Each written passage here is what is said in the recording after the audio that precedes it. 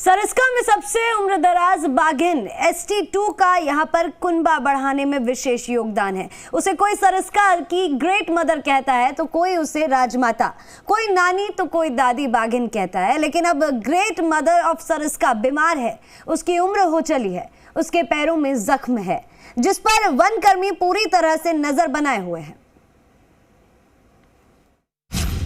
Mother of Sariska की देखभाल में जुटा प्रशासन, एनक्लोजर में रखकर की जा रही देखभाल। सरिस्का में सबसे उम्रदराज बाघिन ST2 जिसका यहाँ कुनबा बढ़ाने में विशेष योगदान है, उसे कोई सरिस्का की ग्रेट मदर कहता है तो कोई उसे राजमाता, कोई नानी और कोई दादी बाघिन कहता है। लेकिन अब ग्रेट मदर ऑफ सरिस्का बीमार है, उसकी उम्र हो चली है, उसके पैरों में जख्म है जिसके चलते अब उसे एनक्लोजर में रखा गया है, जिस पर वन कर्मी पूरी तरह से नजर बनाए हुए हैं। साल 2004 और 2005 में जब सरिस्का वन क्षेत्र पूरी तरह बाघ विहीन हो गया था, सरिस्का से पर्यटकों ने भी मुंह मोड़ लिया था। तब 2008 में केंद्र और राज्य सरकारों ने सरिस्का में बाघों को रणथंभौर शिफ्ट करना शुरू किया।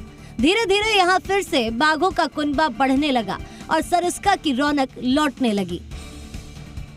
आज यहाँ करीब 2 दर्जन बाघ, बाघिन और शावक मौजूद है।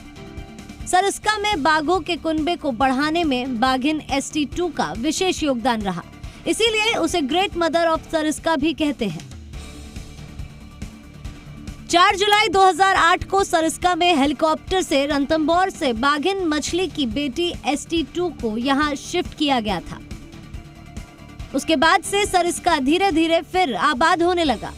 आज यहाँ 24 बाघ बाघिन मौजूद हैं, जिन्हें देखने के लिए देश और विदेश से हजारों पर्यटक हर साल यहाँ पहुँचते हैं। इसका विशेष श्रेय जाता है बाघिन ST2 को, जो फिलहाल उम्र दराज हो चुकी है और बीमार भी है। ST2 की पहचान एक द ग्रेट मदर के रूप में सरिस्का की बन चुकी है।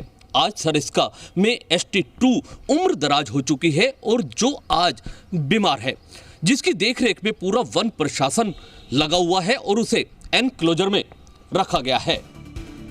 बाघिन ST2 की उम्र करीब 17 प्लस हो चुकी है और वो शारीरिक रूप से कमजोर और बीमार है, जिसके चलते उसकी देखभाल के लिए उसे एनक्लोजर में रखा गया है। बाघिन ST2 गत मंगलवार को राजगढ़ वन क्षेत्र के कुंचा में सड़क मार्ग पर बैठी हुई थी। सूचना पर वहां पहुंचे तब भी वह खड़ी नहीं हो सकी। वन प्रशासन, चिकित्सकों की टीम ने देखा उसके पैरों में भी घाव था और वो बीमार हालत में थी।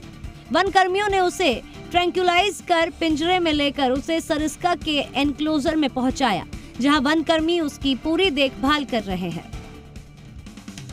दरअसल ST2 यहाँ पर 3 पीढ़ियों को जन्म दे चुकी है। बाघिन ST2 के आने के बाद में सरिस्का फिर आबाद हुआ। यहाँ पर बाघों की रौनक बढ़ी और पर्यटकों में भी इजाफा देखा जा रहा है। सरिस्का टाइगर फाउंडेशन निदेशक दिनेश दुर्रानी ने कहा, DFO देवेंद्र प्रताप जगावत और CCF RN मीना सहित चिकित्सकों की टीम ने तुरंत प्रभाव से बाघिन ST2 को रेस्क्यू कर समय पर उसकी देखभाल शुरू कर दी, जिससे वो सुरक्षित है। ऐसे में घायल अवस्था में उसे प्रॉपर देखभाल दी जा रही है। धन्यवाद देना चाहूँगा फॉरेस्ट डिपार्टमेंट और their team, specially field director RN Meena साहब एंड DCF जगावत साहब एंड देयर टीम। उन्होंने इस टाइग्रेस को ST2 को रिकवर कर लिया। सरिस्का को फिर से गुलजार करने में बाघिन ST2 का अहम रोल है। अब उसकी सेहत में सुधार हो, यही सभी चाहते हैं।